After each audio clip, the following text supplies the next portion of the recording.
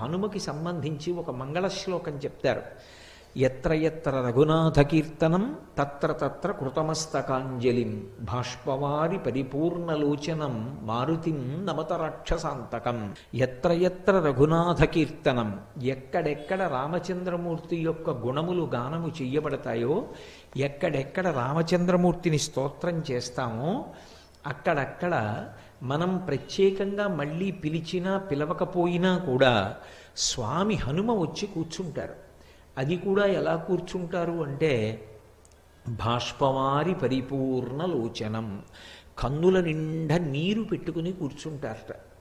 అంటే ఆనంద తన్మయత్వంతో ఆనంద భాష్పాలతో కూర్చుంటారు. కాబట్టి ఎత్ర ఎత్ర రఘునాథ కీర్తనం తత్ర తత్ర కృతమస్తకాంజలిం, అది కూడా ఇలా తలెత్తి కూర్చోట, ఇలా తలదించుకొని బాష్పవారి పరిపూర్ణలోచనం మారుతిం నమత రాక్షసాంతకం.